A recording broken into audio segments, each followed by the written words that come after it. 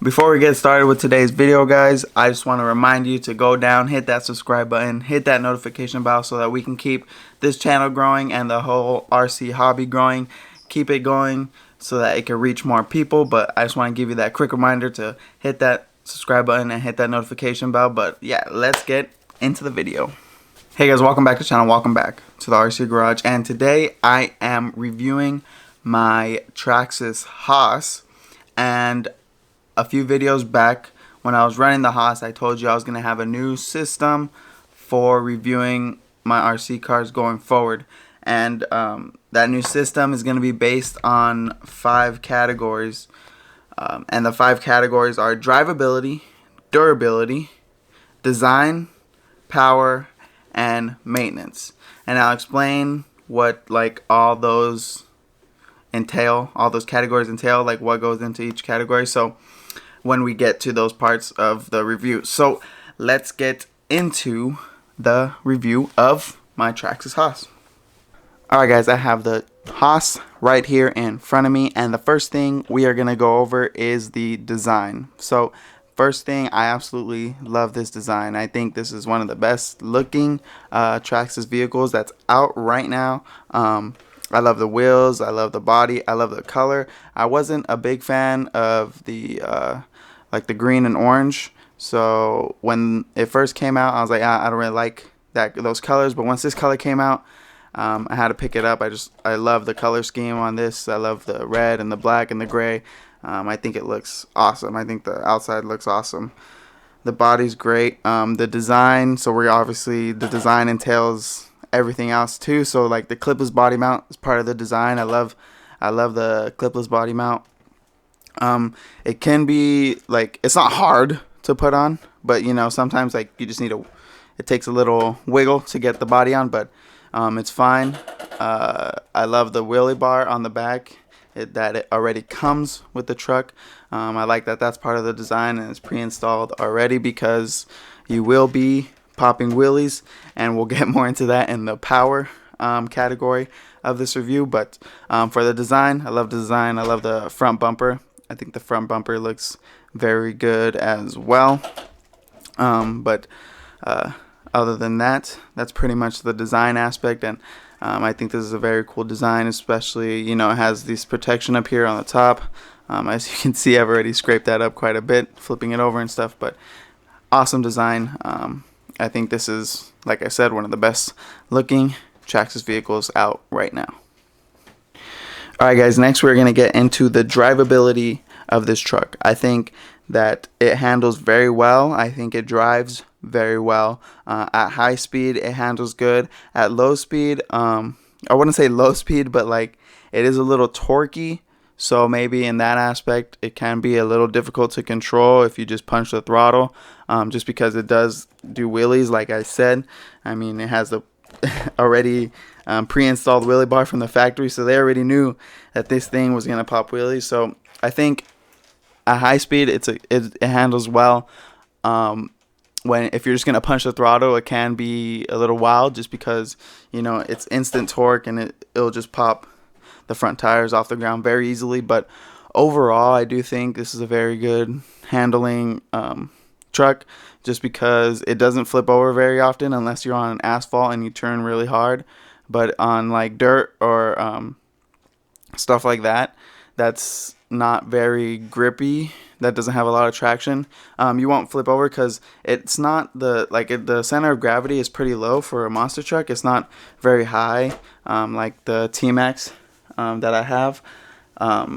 It's not as high as a Stampede. Stampede, I think, is very tall, and I think those seem like they would flip over a lot easier. They are the same size, I would say, almost the same wheelbase. The Stampede is a little bit higher, but I'd say it's the same size. These trucks are a little smaller than the T-Max and the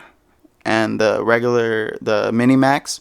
But overall, I think this truck drives very well, and I think for anyone that wants to get an RC car, this is a very good start, because it's not a very big truck, and it handles well at top speed. It also doesn't go top speed isn't as high as other monster trucks. It has that low end torque, that gives you wheelies and stuff. But then the top speed, I forgot. I forgot what my top speed run was, but I don't even think it went past 40. Did it go past 40? I'm not sure. I have to look back and check. But actually, let me check right now. All right, so yeah, I just checked and it hit 38 miles per hour. So the top speed is not gonna be that high. Oh, just hit the camera. Top speed is not gonna be that high, but at 40 miles per hour, it handles very well. It's not hard to control. It doesn't lose control. That also could be because of the TSM, but yeah, it is easy to control at high speed. So I'd say the drivability overall is great. The next category that we are going to get into is the durability of this truck. So in my videos, I think I showed it flipping a couple times when I was running this, but it flipped a lot more than what I put in the video, and nothing broke on it. I hit it pretty hard, you know, flipping, crashing, going upside, just flipping it and landing straight on top of the roof, landing the bumper straight into the dirt. I mean, it took everything I threw at it. I had no problems whatsoever, never slowed down once, never broke anything, never had to tighten up a screw, nothing came undone, nothing broke. This truck, I think, is very durable. I have heard, you know, problems with the drive shafts and stuff like that, but this truck I've had no problems with durability wise. Nothing ever, like I said, broke. I mean, everything's still intact. Bumpers fine, A-arms are fine, drive shafts are fine, nothing's bent. I mean, there's not a lot of metal on this that can bend, but everything else is fine. None of the shock caps came off. This truck was able to keep going and not fall apart. But yeah, I think that this truck is very durable because I do jump my trucks and they either land on the wheelie bar or the back bumper or the front bumper, and I did that to this truck as well. I flipped it on the top of it, like I said. These guards are already getting scraped up, and it has taken the beating that I've put on it. So I think durability is not really an issue here. Like I said, I have heard problems with the drive shafts and stuff, but I haven't had any problems so far. Maybe it's just because I haven't ran it long enough. I've taken it out a few times and had no problems. So durability, I think, is a very capable and durable truck that you won't have to do a lot of repairs on. And since we'll talk about repairs, the next thing I'll get into is maintenance. And I feel like the maintenance on this truck is going to be very easy because it's all open and laid out. So say if like the steering servo goes out, you see the screws right here, but take it out, replace it, just unplug it from the receiver and put a new one in, and it's done. So that seems pretty easy. Motor, if you ever need to take out the motor, that seems pretty easy to remove as well. Doesn't seem like it's too complicated or there's too many things in the way. So if you ever need to take out the motor for some reason, if it dies or whatever, it doesn't seem too complicated as well. Drive shafts and stuff, they're pretty much open too. You can see all those screws and stuff. Doesn't seem like there's anything in the way of that either. So I think all the steering components, pretty much you can see from the bottom right here. If these ever break, the only thing that is encased and seems like it's a little, I wouldn't say a little hard to get to, I guess, is the center drive shaft right there.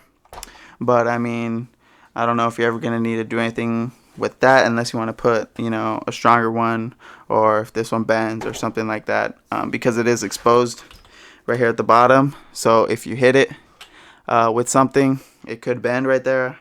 Like with a rock, if you land on a rock and it hits right there in the perfect point, it could bend it, and then you need to replace it. That's really the only thing I see being a little bit of time, just because it's encased in this plastic, this hard plastic on top of it. So that'd be the only thing that I'd say that could get damaged and could be maybe a little pain to replace. But I don't know, maybe it could be easy. But other than that, I mean, I feel like maintenance would be a breeze on this truck. I don't feel like it'd be a problem at all. I mean, if you break off a shock cap, easy to replace. Take this screw out and it's good to go. But other than that, I mean, I don't think you're gonna break a lot of parts. Like I said, I think it's a durable truck. Haven't had any problems. I mean, it's mostly plastic, so then again, those parts are gonna be cheap, and you're always gonna find parts, especially from Traxxas.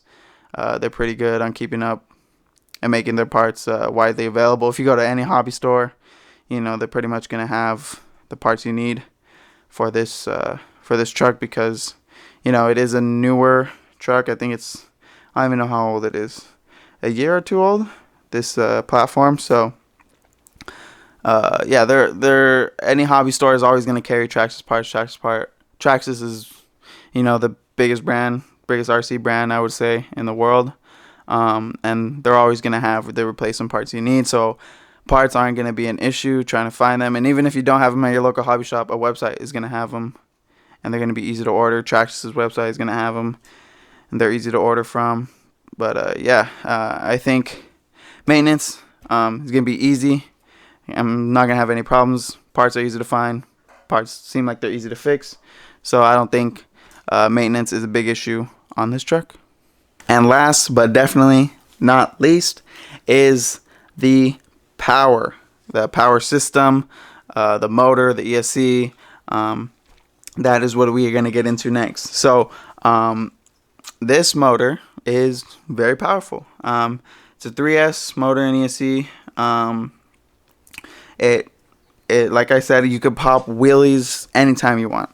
It does not matter. This thing will pop wheelies like nothing. It's very powerful. Top end speed, not there, but obviously you can just gear up and you'll get more top end speed. I do have a fan on here.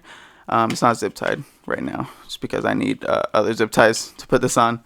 But because it does get a little hot, so I wanted to put a fan on it. This is just one I had laying around. It's a Castle fan. I know I'm using a Castle fan on a Traxxas motor, but it's what I had laying around. It wasn't getting used, so I just put it on. So that's the only thing I'd probably recommend for this power system, is maybe getting a fan for your motor, because it does run a little hot. But other than that, I think it has great power. It has great low end torque. So it's not like you're going to be hitting those top speeds all the time, especially when you go out bashing. You're mostly in those low to mid range, RPMs. You're not going to be hitting those high RPMs trying to get those high speed runs, especially with the monster truck. I don't know, maybe you're doing speed runs with the monster truck. But in those low end to mid range RPMs, I think this is a great power system and a great power for this truck. I mean, it's more than enough power to get this thing up and going. If you're looking into this to get your first RC car, I mean, I think it's more than enough power for a beginner, just because it does pop wheelies. It's all the fun things you get. It pops wheelies.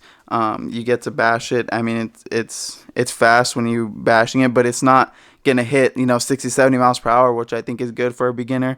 Not to go that fast, because even controlling something that goes 50 miles per hour is hard. Like my 4S Sentin is hard to control going 50 miles per hour, but especially a monster truck being a little higher center of gravity, going that fast is going to be hard to control. But I think this is perfect power system, because you're only hitting 40 miles per hour, 40 if you're going over 40. Some people may be going over 40 with the stock system, but when I tested it, 38. I was going a little bit uphill, so it could be over a little bit over 40, 45, I think tops, that someone would be going on this stock system.